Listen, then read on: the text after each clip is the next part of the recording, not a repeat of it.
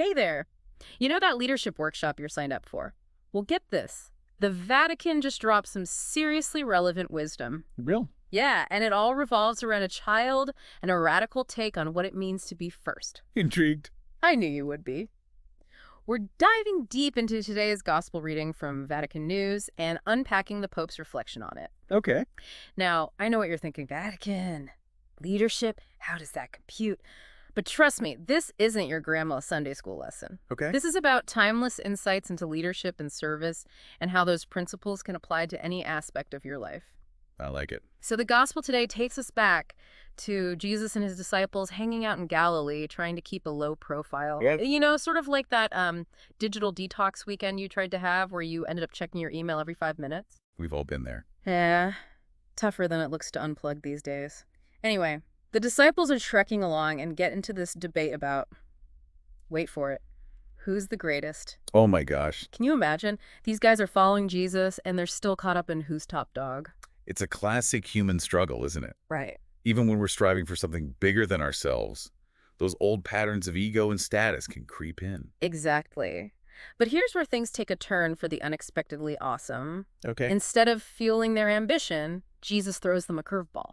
Oh. He basically says, look, if you want to be first, you have to be last. Wow. The one who serves everyone else. That's the true leader. Talk about a mic drop moment. It's such a radical statement, especially for that time period. Back then, leadership was all about power and authority.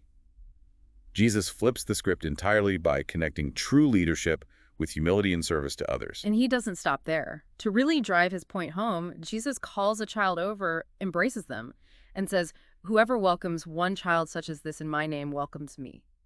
That image, Jesus embracing a child, is so powerful and central to his message. It speaks volumes about the type of leadership he's advocating for. It's fascinating, right? It makes you wonder why a child, what does that symbolize in this context? Well, children, especially back then, were the epitome of vulnerability. They had no social standing, no power or influence in that society. So when Jesus lifts up a child, he's putting a spotlight on the least of these.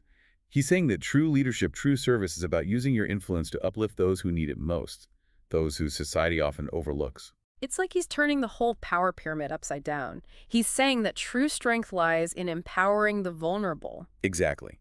And this message isn't confined to biblical times. It echoes through history. Think about the modern-day least of these. It could be refugees fleeing conflict, marginalized communities facing discrimination, even that new coworker who's struggling to find their footing. Wow, when you put it like that, it really broadens the scope of who we should be looking out for. This isn't just about grand gestures. It's about the everyday ways we can choose to lift others up. Precisely. But here's where it gets even more interesting. The Pope, in his reflection on this gospel, actually calls the word service hackneyed. Can you believe he used that word? Hackneyed, that's straight out of a university lecture hall, not what I expected from the Vatican. Right. It's unexpected, but brilliant. He's acknowledging that the word service gets thrown around a lot. It's easy to say, but much harder to truly embody.